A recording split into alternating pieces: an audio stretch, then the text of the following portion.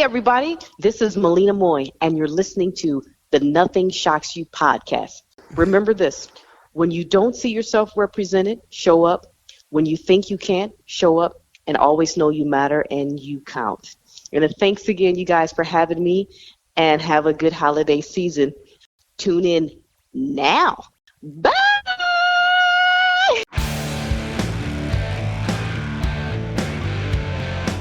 Want to know what's going on in the world of music?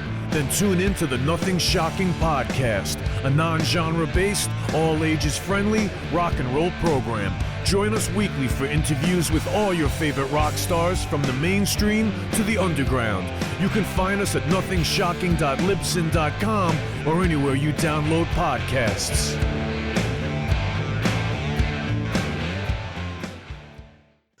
We're putting the band back together.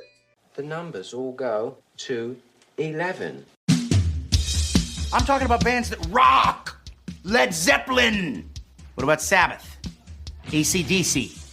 Motorhead.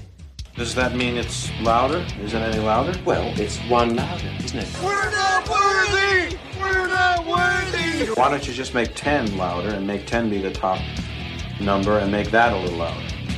These go to 11. I get up off the ground and raise my head. Days like this, think I should be dead. One for Satan, two for me. Let's cheat the devil, it's fun, don't you agree? Welcome to the Nothing Shocking podcast. I'm your co-host, Jeff Untied, and with me in Dog Bowl Studios is Coach Nez. You can find the Nothing Shocking podcast on Libsyn or any podcatchers. Like our Facebook page or follow us on Twitter at NoShockPod. You can also find the Nothing Shocking podcast on Rock Rage Radio every Sunday morning at 7 a.m. Central Time. Our sponsor is Ragged Records, located in downtown Rock Island, Illinois, and downtown Davenport, Iowa. We'd like to thank the Hong Kong Sleepover for allowing us to use their music for our intro and bumper ending. Tonight's guest is Malina Moye. Yeah, promoting her 2023 release, Dirty.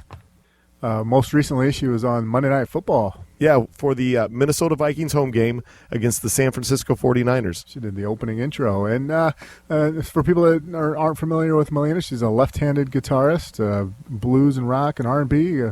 Check it out. Yeah, fantastic. Let's get to it. All right, good night. Good night.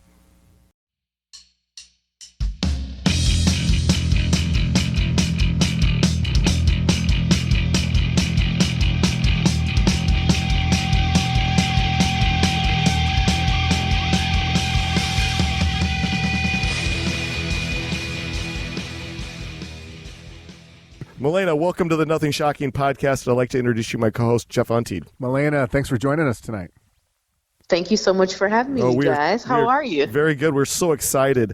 Let's get right into it. You had the pleasure of performing in front of the Monday Night Football audience, a week and a half ago with the Minnesota Vikings 49ers game. I know you've performed at a few sporting events over the years. Can you talk a little bit more about your preparation to do something like that? It's got to be somewhat intimidating for you, correct? You know what? I'll be honest. The very first time that I did it, I honestly had no idea what I was really getting into. And that was, honestly, I think 2010. Yeah. And they were like, hey, do you want to come play? And I was like, oh, my God, this will be so awesome to do it. And then, obviously, when you get there, you're like, holy shit, it's like 80,000 people, right? And I remember the first time I was like, do you think anybody's going to show up? And the guy looks at me and he's like, this is sold out. So I knew right then, I was like, holy, I got to be on point. Mm-hmm. And it was so cool because, when we did that, I had no idea it was a historical moment and like all these other cool players were there. And they end up, taking my guitar and we had a replica made and the clothes are on display at, the Hard Rock and the Rock and Roll Hall of Fame. And then to be honest with you, because you can't top that. That was so big. Mm-hmm. So I never really did any more. And then the Vikings actually said to me last year, hey, would you come and play for us for, one of our games in December? And I was like, all right. So I did the game, but I had no idea that, it would become the biggest comeback in NFL history. Right. So right. So years later, I'm like, okay, we did this and it was so cool. Like I was already prepared because I had did it the one time and then I did it here. And then I was like, holy shit, this was so amazing because the energy from that is like unbelievable because they were really losing. Like, it was horrible. Mm-hmm. And then all of a sudden, I remember I said to my brother, do you think they're going to win, meaning the Vikings? And he was like, oh, yeah, they only need 5 touchdowns. And I was like, oh, okay, right. Right. And I was like, oh, okay, well, let me just go grab something to eat and I'll be back. And then I came back and people were walking out. And then all of a sudden, he was like, oh, my God, it's tie game. And I was like, wait, they came back? He's like, they're going to win. And Minnesota's fans are the best. They were like, it was just the craziest thing. And then they really did it. And then all of a sudden, I'm like, thank you, God, for letting me be a part of that. That was magic. And then they were like, hey, we're doing Monday Night Football. Would you want to do it? And I was like, okay. And they're like, but with this one, we want you to play the team onto the field. Now, that intimidated me. Yeah. I was like, oh, shit. So then I'm like, what do you want? Right? And then they were like, no, we want to do like some shred. And, you know, we have this shred that we want you to shred for like 35 seconds. And then the team's going to come running out. And I was like, holy shit, okay. So then I'm going to tell you, because like any guitar player will tell you, there's no way that you're going to shred without seriously working up some type of solo, because 36 minutes seems like it's not a lot of time, but it truly is. And in 36 minutes, you 100%, like, your hands need to be ready, warmed. You should know exactly what's going on, because if you get outside that moment, you're going to realize, oh, my God, there's 80,000 people here. This is not no anthem. This is like I'm actually a part of their pregame introduction. So I want to be really prepared. Yeah. And on that one, 100%, oh, my God, I just kept working out the solo, and I actually approached it, believe it or not, and people are going to be like, yeah, right, sounds nothing like it. Because I remember when I first heard Eddie Van Halen's Beat It solo, I really wanted to pick it up. And I would pick it up in different pieces, piece by piece by piece. And so I thought, oh, my God, this is kind of like that. So I want to take the 35 seconds and really make it something cool, melodic, but then take that approach like what he did, meaning make it your own and still make it make sense and maybe something memorable. And I just kept playing with it. And then finally I said, okay, here it is. And then I just seriously rehearsed it because so much can go wrong in that moment. So much can go on. And then I was so happy that we did it. I was like, yes, because when I seen it, I was like, oh, shit. But then I was like, you know what? Cool. I think we all can say, God, I wish I would have, this note or here might have been a flat, or I could have done it better. But at the end of the day, nobody ever noticed. And it was like, the cool thing was when you finish and just to hear the audience and seeing the reception of people like screaming. And then when you're finished, they're just like, holy shit, that was crazy. So I was like, okay, I know I could do way better, but I'm like, you know what I mean? Then you rehearse and then finally the moment happens and that's the moment. So I'm just super excited that they asked me to do it. And that was the coolest thing that I have ever been a part of for me. Because I loved it. It was fun. I'd love to do it again. Well, I got to tell you, we're Bears fans here, but I'm going to be straight up with you. Watching you do that, it gave me goosebumps. And how could a team lose? How could a team lose going out of the field like that? Thank you. Yeah. I love it. Thank you. No, it was so fun. But it was fun. And, what's so funny is now they're like, hey, is there, we'd love for you to come and, what else are you thinking? Yeah. So I hope that there's many more opportunities with the Vikings. And then I was like, man, and let me just tell you, I didn't know a lot of players, which is crazy. But now I do. And after what Kirk Cousins did, I'm like, man, I'm a Kirk Cousins fan with Justin Jefferson. So now we do it. And then he goes and plays against, who was it? Green Bay, and tore his Achilles heel. Exactly. Yeah. And I was like, wait, it was a no contact tear? Oh my God. So that made it. But my thing is, he's going to get better. We're going to make this work, and it's going to be awesome. And what I really loved was looking at people online sending open letters to Tom Brady. I was crying. Did you see it? They were like, hey, the Viking needs you. Is there any way you can suit up? I was like, and then I called my brother. I was like, is Tom Brady playing for the Vikings? He was like, where'd you hear that? I was like, there's an open letter. He's like, Malina, stop calling me. He's like, no, Tom Brady's not playing for us. I was like, oh, okay. I was like, well, this might be kind of big, Tyrone. So, but, like I said, now I'm starting to learn everybody, and It's so much fun, and it's great energy, and it's all fun. So yeah. Oh, fantastic. Jeff, you got the next one? Now, do you call Minneapolis like your hometown? Or what was it like growing up in Minneapolis? I love Minneapolis. Yes, I actually grew up in Minnesota. So I was born in Ohio, and then we were raised in Minneapolis. And then I forgot the last one. And then the other one, which was cool, which I say before we go there, is super intimidating, was the Lakers. Yeah. Because I live in Los Angeles. Yeah. And when they called and asked me to do that, I was like, okay, awesome. And that was for LeBron James being the all-time NBA leading scorer. Mm-hmm. And on that moment, it was the same thing where, when you're trying to warm up, the team was teasing me because, I was a couple minutes late and they were acting like they were going to run into me, the Milwaukee Bucks. but I forgot the guy's name, the really tall, well, they're all tall. But yeah, it was incredible, and that was great. And I say that one was definitely intimidating because, can I be honest, with 80,000 people, you don't see faces as much. With 20,000, you're actually seeing faces. Yeah. Very much so. So that's a different thing. So now you're up close and you can actually see what's going on. But that was cool because there was like Denzel Washington and Andy Garcia and I was just like Iron Man, Robert Downey Jr. I was like, this is crazy. Only Los Angeles is right at the Lakers game. It's like the freaking Oscars. Yeah. But but back to what you're saying. Yeah, Minnesota. I grew up in Minnesota, which is amazing. So it's for me. That's why I was like, are you kidding me? Yeah, I want to fly back home and do it because my family's there. This would be great to just come home and hang out with everybody for a minute and then come back to LA.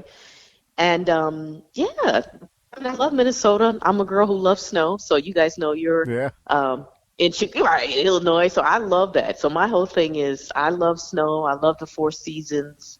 I'm all about that. I love family. Anything where, it's all of us getting together and just hanging. Count me in. Oh, very good.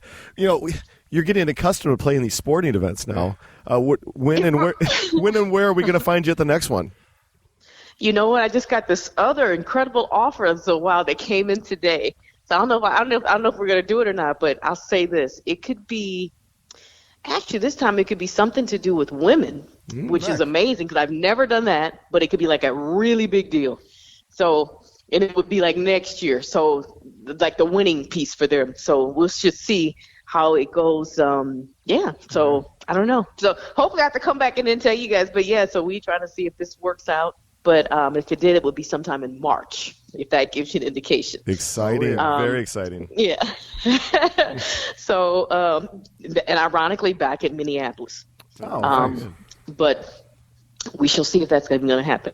But no, so now it's but I guess I'm a Vikings fan, and but I love music, and I'm just having a ball. So I just think it's wild because, like I said, I never it was just impossible to top the first one that I ever did. So I never wanted to do any more. Yeah.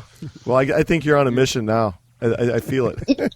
Well, yeah, like everyone is like all the like there, and it's because that was a historical moment. It's like everyone that I've done, it's like some historical piece, which I'm like, this is crazy. You know what I mean? Like the NFL one with the NFL comeback, the history, and then LeBron James's history. I was like, this is wild. So I'm like, okay, I'll just go with it.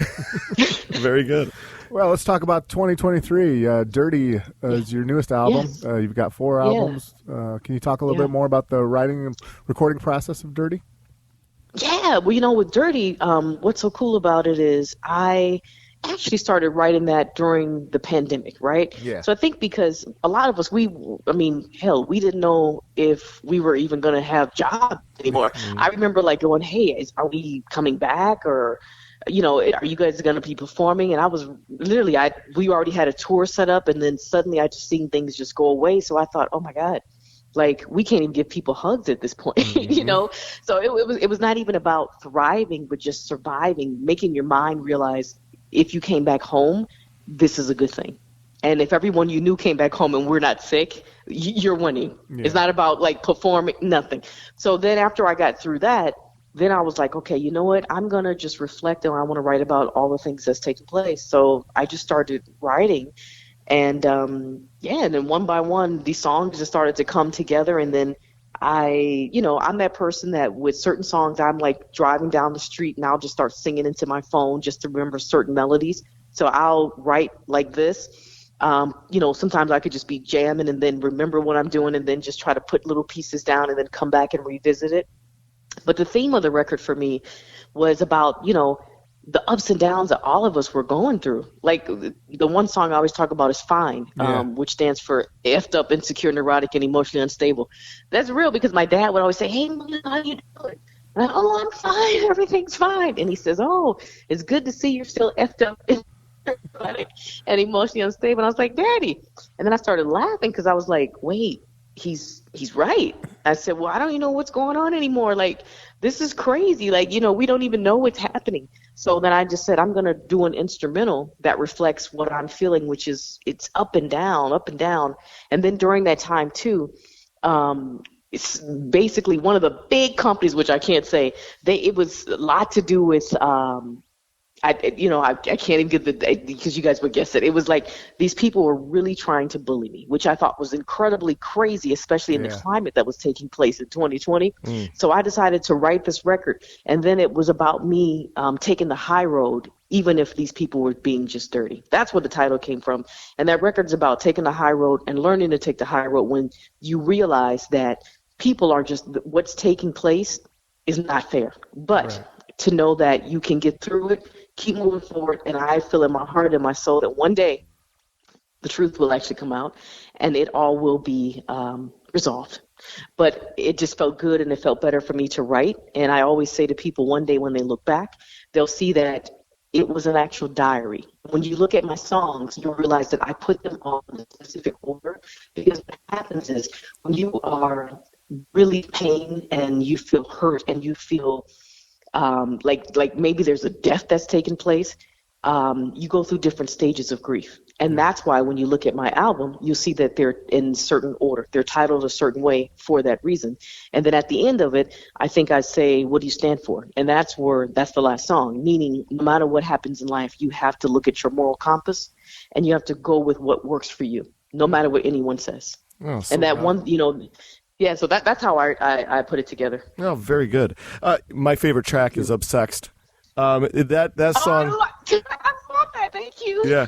Well, that track, it gives me that 80s Minneapolis funk sound. That's what I was going for. And you nailed it. Yeah, I mean, I get the Morris Day and the Time vibe. I get the Prince vibe out of it. I get that whole vibe out of it. 100%. You nailed it. Let me tell you what's crazy. Not to cut you off.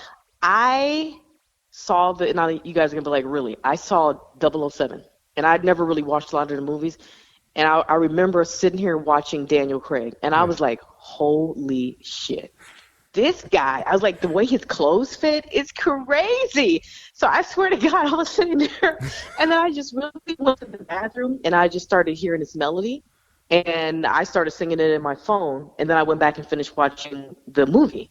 And then when I came home, I started writing it. And it's so funny because my fiance is like, wait, you freaking wrote a song about Daniel Craig? And I said, and I was like, no, of course not. It's just that when I saw how his clothes was fitting, I was so moved that I wrote a damn song. That's how it came out, literally. And I always say, and I wrote it about you too. But the truth was 100%. I just remember going, holy shit, this guy really worked on himself. I'm like, man, congratulations, because your clothes are fitting you to just this incredible way. It's amazing. And it just made me go, I just gasped, literally gasped. And I just was like, that's the song. That's what I came up with. Nice. Very good. Very good.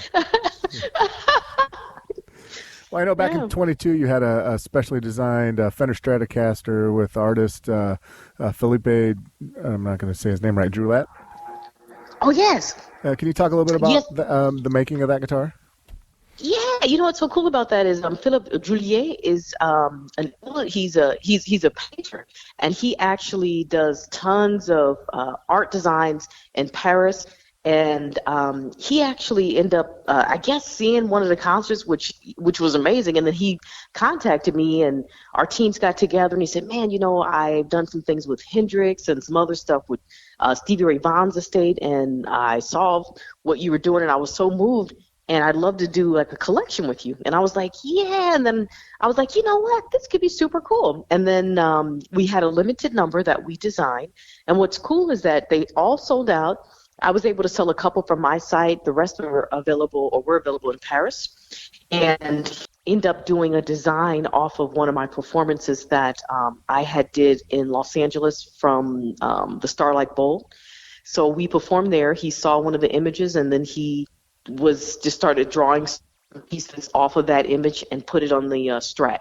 Nice. And that was, how we started to come up with certain ideas. And what I was saying is that we only designed 12 of them. So many were available from my website as well as from Philips, in Paris, I should say. Yeah. And then the cool thing is we sold out. And it went really well. And then the great thing is all the proceeds from our website went to my foundation, which is the Drive Hope Foundation, which helps underserved youth. So it was super cool. And there's some other exciting guitar things that are definitely in the works, which I can't wait to talk about. So hopefully we'll be having another conversation about that too. So yeah, so it's really, really good. And then each one of the guitars also came with my signature guitar strings from Dean Markley. Nice. Very cool. Yeah. I wanted to bring this back to the Dirty album. As far as, as you were in the studio completing this album, we always hear about our guest artists that come on talking about, we're promoting their new albums and how hard it was to walk away from it and say, okay, it's done now. I'm done tinkering with it. For you, gotcha. Was it an easy for you? No. Easy process, or did you want to keep tinkering things? How did it work out? Well, you know what? That's a great question, because I think that, yes, all artists are probably going to tinker until they say the day we have to actually turn it in. I mean, if you know what I mean, seriously, because like I said to you before, I could play something every day for a month and play it to perfection, I think. And then when you get to that moment, I go, dang, you know what? If I could do it again, I would do this. So that's probably one of the problems I think with a lot of artists, is that you really are striving for a perfection, but the real truth is there such thing as perfection? I mean, honestly. So it's like you have to figure out how to draw a line to go, okay, that's it, I'm done. And I'm really working hard on saying, okay, that's it, I'm done. Because, you're going to always just beat yourself up, and you're going to always, because even like when I hear certain songs, I go, man, that was great. And I go, damn it, I probably could have put a little bit more, that little note. And the truth is, no, you have to leave it. And for me, I feel I always like to give the best representation of what I have, what I'm feeling, and what we came up with.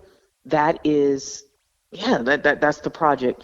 And yeah, trust me, because every time I hear it, and you hear different things, and I'm so proud, because what's cool about it is, again, like I told you, to be sitting in a theater and then just hear a melody.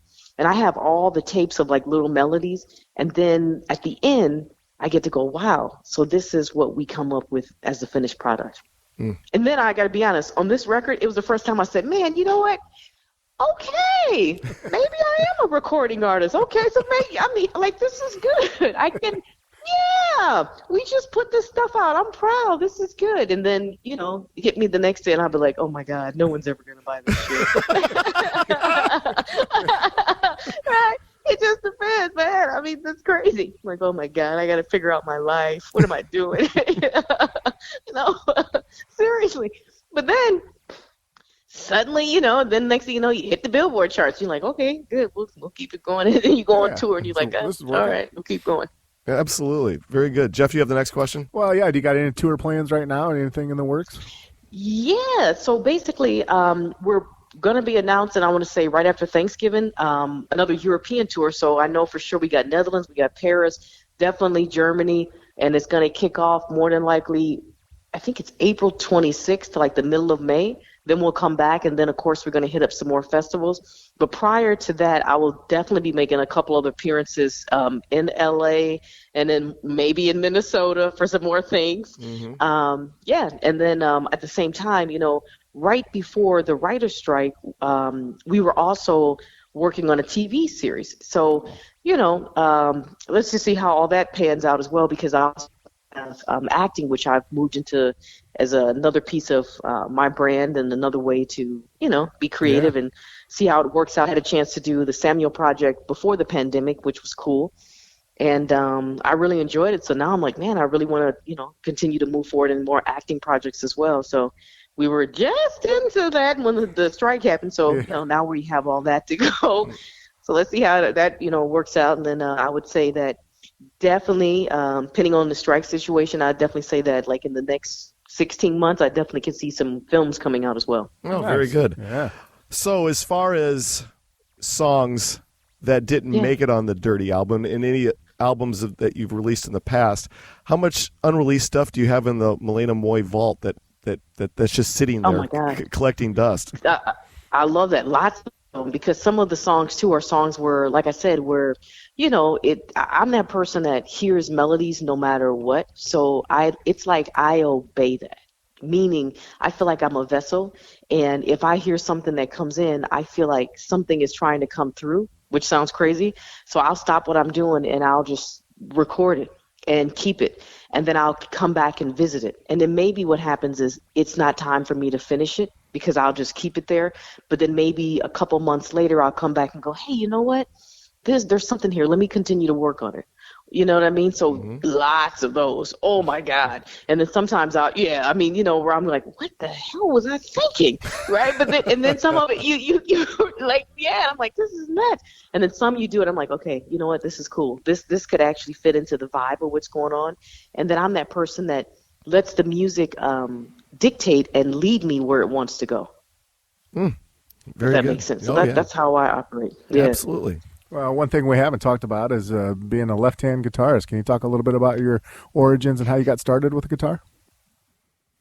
I grew up in a family band, so my mom, my dad, and my brothers, and we played music back in Minnesota. But my dad actually plays the bass, and he played guitar, so he would give me a guitar, and I was like, I'm not feeling it at all.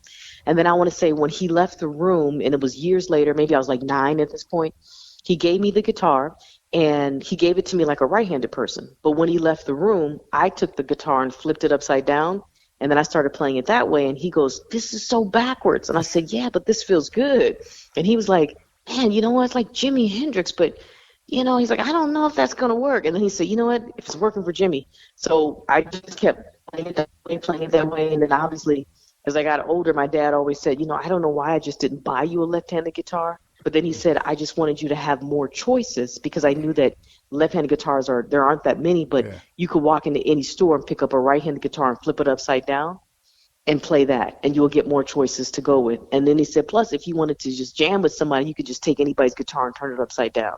I was like, oh, and then so the truth is that became like obviously one of my calling cards. And then the more you play, the better you get, and then suddenly you get all your endorsees and partnerships. And one of the things that I learned for me was just playing left-handed with a right-handed guitar. The cutaway on the strat was just wrong for me. So I said, hey, what if we had a left-handed body, did a right-handed headstock? I need to have it strung backwards clearly because I play upside down. And because of, the strings and what I like, let's utilize different pickups. And then you just start to maneuvering to go on different things that will help you to voice what you're trying to do. And hopefully, if you're lucky enough, then you get a couple people who will want to help you make that happen. And then that's where we are. And then, like I said, then you just keep going and, see sky's the limit and see what can happen and what comes out of it. Oh, so cool. So what size or gauge of string do you use? You guys are going to freak out. Let me tell you something. I felt really bad about this till I spoke to Billy Gibbons. And I said, Billy, you make me look cool, man. And he's like, what? I said, well, because I really, really use 8s. Mm-hmm. And he was like, are you sitting? I was like, he's sitting there talking to me. He's like, I use 7s. And I said, what? They make 7s? I'm here thinking you use 8s. He's like, nah, I use 7s. And I was like, wow. And then his whole thing was because he actually got a guitar for Albert King.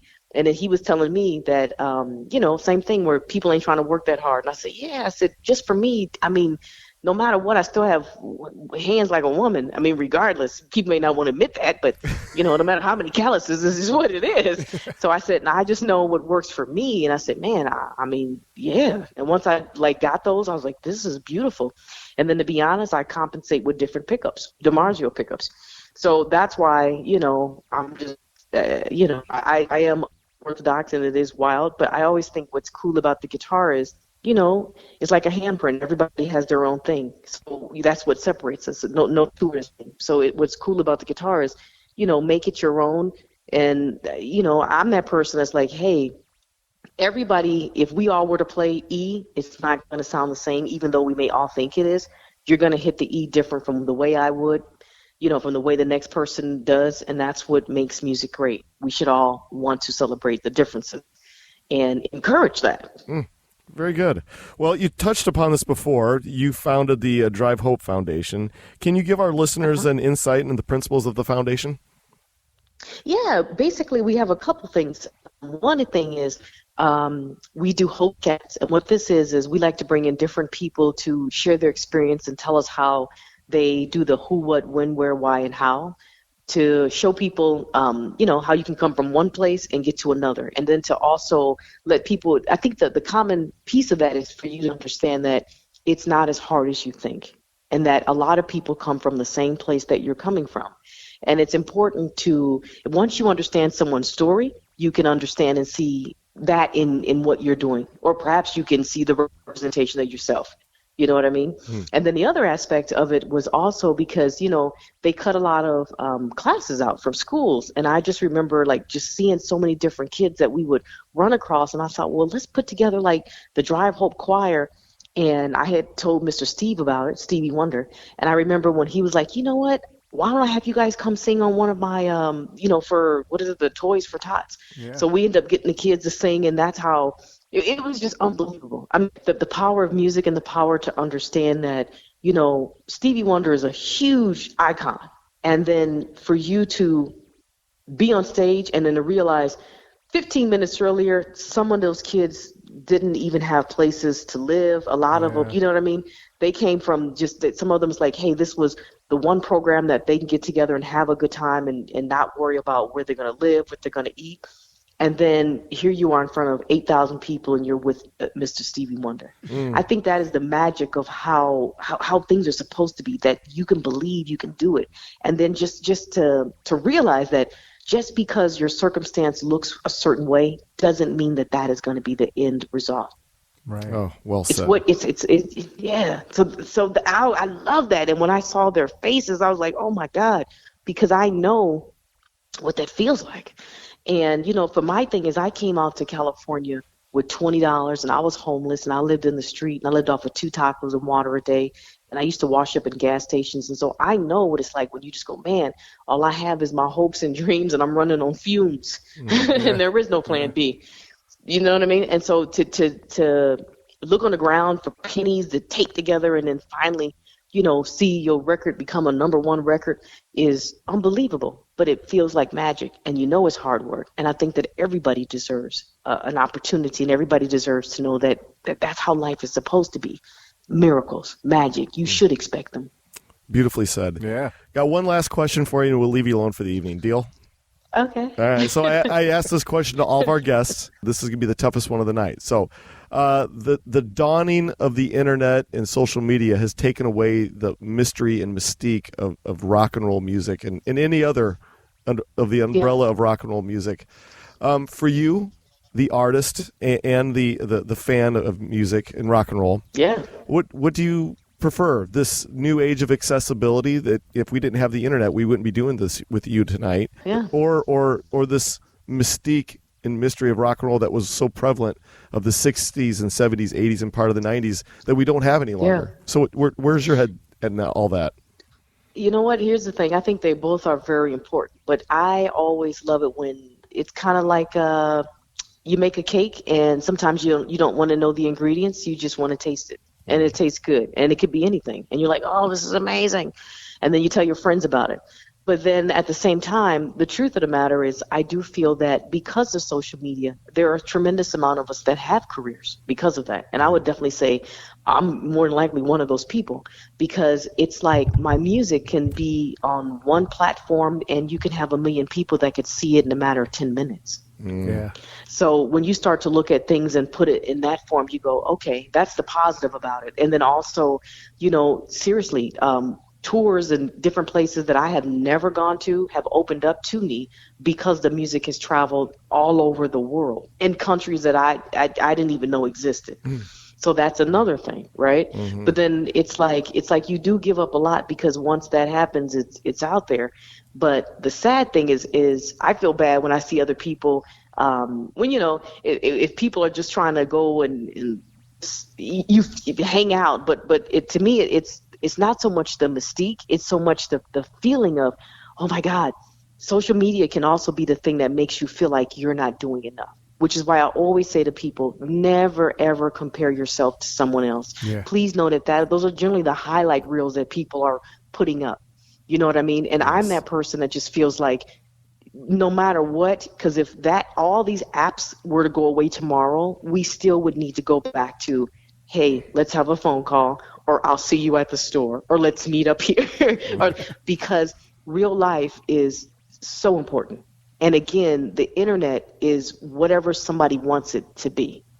And the downfall to that also is, I can't even tell you, like, as a player in the beginning, how many death threats I had from people who were saying, oh my God, you think she's Jimi Hendrix, and all. Like, I was really scared. And then a friend of mine made me realize, she goes, they're bullies behind a computer, Malina.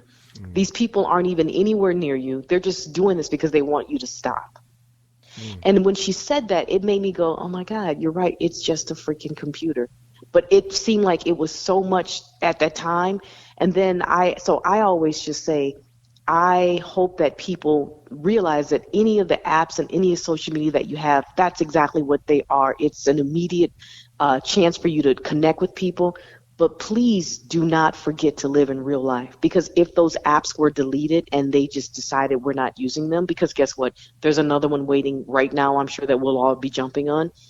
So make sure that your real life, whatever it is you do, is working in real life, because that's where you're really going to see what you're trying to do.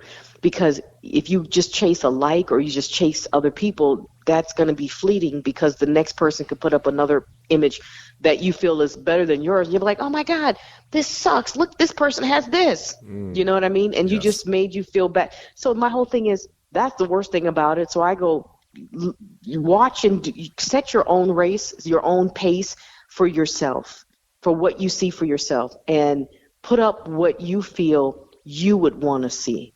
Right. And then my thing is, and sometimes and what's crazy is, how we're talking about music and we go, let's get off of, this particular song and turn it in. What's crazy is, even with social media, it's the same thing, because you can go, well, maybe this, because I'm gonna be honest, even with me putting up the video for the Vikings, I was like, I don't know, is that good enough? I was like, well, people make fun of me, like, seriously, which is crazy. But then I was like, you know what, I'm just gonna put it up, because you have to let it go. You have to. So that's why I'm saying. And then the kicker is, I met a lot of incredible people like yourself and so many other artists that I promise you, when we had when we were all on lockdown, and all we had was social media. Remember that? That's all we could do. Like that was it. Like, we all learned that we could do other things besides just play instruments. Suddenly, we all can do podcasts. We're just like, wow, we're improvising, we're pivoting. And that's important, because I think it showed a lot of us that we're worth more than what we actually think. And the people that I met, it was unbelievable, where I'm like, oh my God, I'm such a fan of Daryl Hall and John Oates. And John Oates personally had reached out to me, and he said, hey, I discovered your music, and I'm just like, I love what you're doing. And I'm like, what? And then we started speaking and just having conversations, and he's like, hey, I'm doing this concert. It's going to be live stream, and I want you to come play. And then him and I became friends. And I mean, just the people, it was just crazy, because you just go, you know who I am?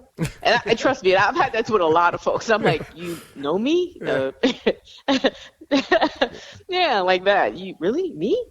So it's, yeah. Well, so I am grateful. And I'm like, if I didn't have that, I can guarantee you that, no, I don't. I know for sure all these great things and these great people I would not have. That's the beautiful part of it. The bad part is, yeah, you got to run your own race, and no matter what, for anybody, whether you're, 70 or 15 or 20, just have fun, and just know that it's the title is exactly what you said, social. And everyone's going to give you their their 2 cents, and just know that. And it doesn't mean that what they're saying is what it is. It's just that suddenly people feel more confident to tell you what they think, because they know you can't find them. you're not going to say anything, and they can hide behind anything. So just understand that that's what you're opening up, that Pandora's box, and then just be mentally prepared to handle it. That's it. Well said. Yeah. Well, we're out of our allotted time for the evening. Is there anything that we left off tonight that you'd like to plug or promote?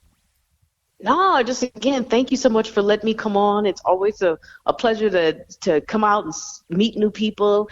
And and I hope that you guys continue to keep bringing just great podcasts and great things that you're doing.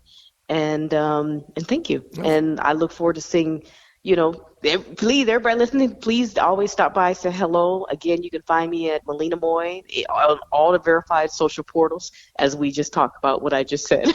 Very good. On all the verified socials, and and have a great holiday season, and I hope that you have me back so we can tell you about so many more good things that we hope are coming down the pipeline. Definitely, we'll definitely do that. Well, this is how things are going to work out. We're about 2 weeks behind on our episodes, but once Jeff, the editing wizard over here, gets everything cleaned up, we'll send it to your PR person, and please share it wherever you can. We'd really appreciate it. I appreciate that. Okay. Yeah. No problem. I appreciate it. Thank you guys so much. Thank you so much. Take care of yourself. We appreciate it. You too. Thank you. Bye-bye. Bye.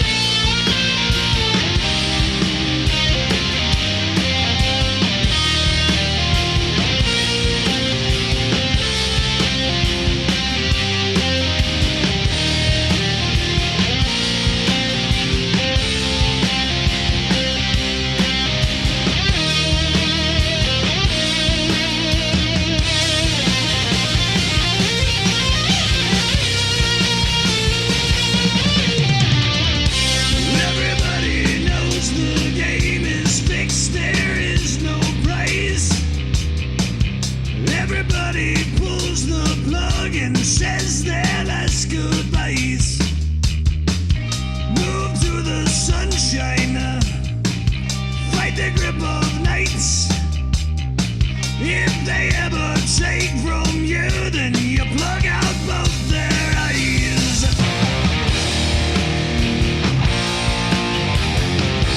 They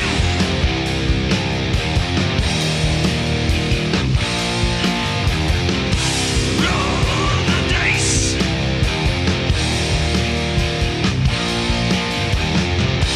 Take your chances.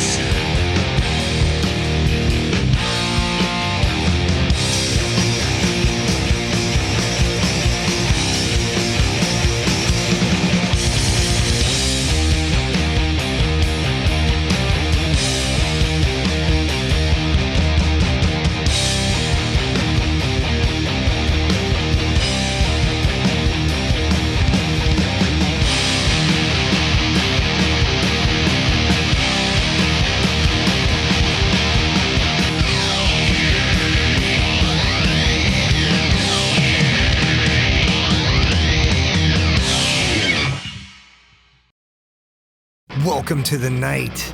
You think you know Night Demon?